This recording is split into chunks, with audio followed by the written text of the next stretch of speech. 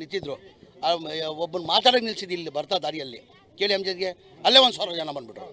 ಹಂಗೆ ಜನಗಳು ಹೃದಯದಿಂದ ಜಮೀನು ಮಾತಾಡ. ಸತೀಶ್ ಜಾರಕಿಹೊಳಿ ಅವರು ಡೆಲ್ಲಿಗೆ ಹಾರಿರುವಂಥದ್ದು ಏನು ಸರ್ ವಿಶೇಷ? ಈಗ ಸತೀಶ್ ಜಾರಕಿಹೊಳಿ ಆವಾಗ ದಿಲ್ಲಿಗೆ ಹೋಗ್ತಾ ಇರ್ತಾರೆ.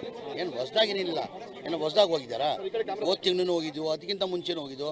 ಭಾಳ ಸತಿ ಅವ್ರು ದಿಲ್ಲಿಗೆ ಹೋಗಿ ಅವ್ರ ವ್ಯವಹಾರನೂ ಇರ್ತದೆ, ಅವ್ರ ಸಂಬಂಧಪಟ್ಟ ಇಲಾಖೆ ಕೆಲಸನೂ ಇರ್ತದೆ. ಹಂಗಾಗಿ ಹೋಗಿರ್ಬೋದು, ಅದಕ್ಕೇನು ಇಟ್ಕೊಳ್ಳೋದು ಏನು ಬೇಕಾಗಿಲ್ಲ. ಚರ್ಚೆ ಆಗ್ತಿರೋದು ಏನಂತಂದ್ರೆ ದಲಿತ ಸಿಎಂ ಚರ್ಚೆ ಆಗ್ತಿರುವ ಮಧ್ಯದಲ್ಲಿ ಅವರು ದೆಹಲಿಗೆ ಹೋಗಿರುತ್ತಾರೆ. ಏನು ಸರ್ ಅಂತ ವಿಶೇಷ ಏನು? ನೋಡ್ರಿ, ಮುಖ್ಯಮಂತ್ರಿ ಕುರ್ಚಿದಲ್ಲಿ ಮಾನ್ಯ ಸಿದ್ದರಾಮಯ್ಯ ಅವರು ಕೂತಿದ್ದಾರೆ. ಮುಖ್ಯಮಂತ್ರಿ ಕುರ್ಚಿ ಖಾಲಿ ಇಲ್ಲ. 2028ವರೆಗೂ ಮಾನ್ಯ ಸಿದ್ದರಾಮಯ್ಯ ಅವರು ಮುಖ್ಯಮಂತ್ರಿಯಾಗಿ ಇರ್ತಾರೆ. ಆ ಕುರ್ಚಿ ಖಾಲಿ ಇಲ್ಲ. KPCC ಅಧ್ಯಕ್ಷನ ಕುರ್ಚಿದಲ್ಲಿ ಮಾನ್ಯ DK ಶಿವಕುಮಾರ್ ಕೂತಿದ್ದಾರೆ. ಆ ಕುರ್ಚಿನೂ ಖಾಲಿ ಇಲ್ಲ. ಈಗ ಭಾಳ ಜನ ಸ್ನೇಹಿತರು ನೀವು ಮಾಧ್ಯಮದವರು ಹೇಳಿದ್ರು DK ಶಿವಕುಮಾರ್ ಅವರು ಮುಖ್ಯಮಂತ್ರಿ ಆಗಬೇಕಂತ ಹೇಳ್ತವ್ರೆ ಅಂತ. ಎಲ್ಲರಿಗೂ ಸಹಜ, ಯಾರು ಮುಖ್ಯಮಂತ್ರಿ ಆಗಬೇಕಂತ ಯಾರಿಗೂ ಆಸೆ ಇಲ್ವಾ? ಈಗ ನಿಮ್ಗೆ ಮುಖ್ಯಮಂತ್ರಿ ಮಾಡ್ತೀನಿ ಅಂದ್ರೆ ನಿಮ್ಗೆ ಆಸೆ ಇಲ್ವಾ? ಇಲ್ಲ ಹೇಳೋದು ಎಲ್ಲರಿಗೂ ಇಲ್ಲ ನನಗಿಲ್ಲಪ್ಪ ಆಸೆ, ನನಗಿಲ್ಲ. ಕೇಳಿ ಈಗ ನಾನು 2028ವರೆಗೂ ಮನೆ ಪೂರ ಅವಧಿ 5 ವರ್ಷ ಅವಧಿಯಲ್ಲಿ ಮನೆ ಸಿದ್ದರಾಮಯ್ಯ ಅವರು ಮುಖ್ಯಮಂತ್ರಿ ಆಗ್ತಾರೆ. DK ಶಿವಕುಮಾರ್ ಮುಖ್ಯಮಂತ್ರಿ ಆಗಬೇಕಂತ ಆಸೆ ಕೊಂಡು ಅವ್ರ ಅಭಿಮಾನಿಗಳು ಅವ್ರು ಮುಖ್ಯಮಂತ್ರಿ ಆಗಬೇಕಂತ ಆಸೆ ಇಟ್ಕೊಂಡಿದ್ದಾರೆ. ಸಿದ್ದರಾಮಯ್ಯ ಆದಮೇಲೆ DK ಶಿವಕುಮಾರ್ ಅವರು ಮುಖ್ಯಮಂತ್ರಿ ಆಗಬೇಕಂತ ನಾನು ಭಾವಿಸ್ತೇನೆ.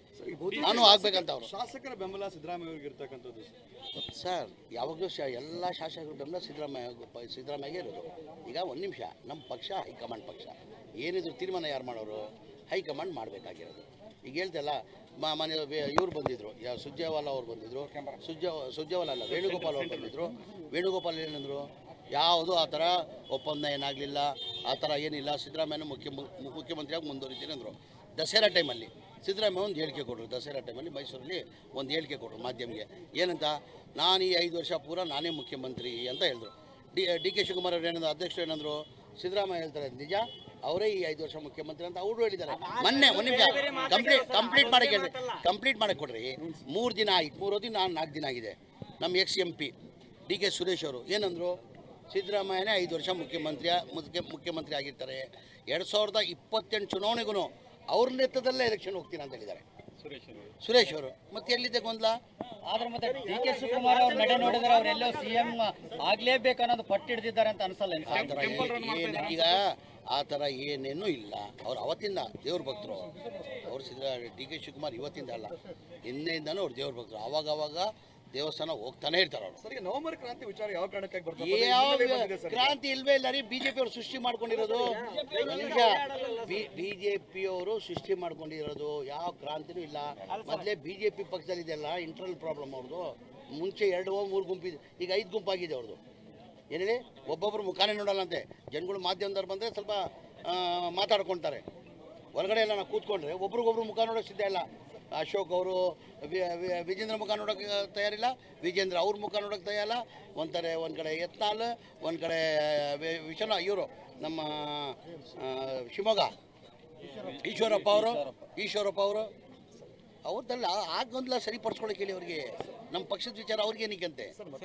ಶಿವಕುಮಾರ್ ಅವರು ಯಾವ್ಯಾವ ಸಂದರ್ಭದಲ್ಲಿ ಹೈಕಮಾಂಡ್ ಯಾರನ್ನ ಎಲ್ಲಿಡಬೇಕು ಅಂತ ಗೊತ್ತು, ಶಾಸಕರ ಸಂಖ್ಯಾಬಲನೇ ಮುಖ್ಯ ಆಗಿಲ್ಲ ಅಂತ ಹೇಳ್ತಕ್ಕಂಥ ಸರ್ ಅವರು. ಈಗ ನೋಡ್ರಿ, ನಾನು ಒಂದೇ ಹೇಳೋದು, ನಮ್ಮ ಪಕ್ಷ ಹೈಕಮಾಂಡ್ ಪಕ್ಷ. ನಾವು ಹೈಕಮಾಂಡ್ ಗೆರೆ ಹಾಕಿದ್ದು ನಾವು ಯಾರು ದಾಖಲಿಲ್ಲ. ಸಂಪುಟ ವಿಸ್ತರಣೆ ಅದು ಆಗಬಹುದು. ಅದು ತೀರ್ಮಾನ ಯಾರು ಮಾಡಬೇಕಾಗಿರೋದು? ಹೈಕಮಾಂಡೇ ತೀರ್ಮಾನ. ಹಿರಿಯ ಸಚಿವರ ನಾವು ತ್ಯಾಗನೂ ಮಾಡಿ. ಈಗ ನಾನು ಈಗ ವಿಜಯನಗರಲ್ಲಿ ಅಂದೆ. ಈಗ ನನಗೆ ನೀವು DCM ಹಂಗೆ ಅಂತ ಕೇಳ್ತಾ ಇದ್ದೀರಾ. ನಾನೆಂದೆ ಆ DCM ಮಾಡಬೇಕಾಗಿ ಯಾರು ಮಾಡಬೇಕಾಗಿ? ನೀವು ಮಾಡೋಕ್ಕಾಗ್ತದ? ಶಾಸಕರು ಮಾಡಬೇಕು, ಹೈಕಮಾಂಡ್ ಮಾಡಬೇಕಾಗಿರೋದು. ಹೈಕಮಾಂಡ್ ಮಾಡಬೇಕಾಗಿರೋದು. ಹೈಕಮಾಂಡ್ ಏನು ಮಾಡಿದ್ರು ಅದಕ್ಕೆ ಒಪ್ಕೊಂತೀನಿ. ಹೈಕಮಾಂಡ್ ಬೇಡ, ನೀನು ಪಕ್ಷಕ್ಕೆ ಕೆಲಸ ಮಾಡು ಅಂತ ಹೇಳಿದ್ರೆ ಆ ಪಕ್ಷದ ಕೆಲಸ ಮಾಡೋಕ್ಕೂ ಸಿದ್ಧ ನಾನು. ನಾನು ಪಕ್ಷನ ಶಿಸ್ತಿನ ಸಿಪಾಯಿ. ನಾನು ಪಕ್ಷ ಏನು ಹೇಳ್ತಾರೆ ಅದು ಕೇಳ್ತೀನಿ.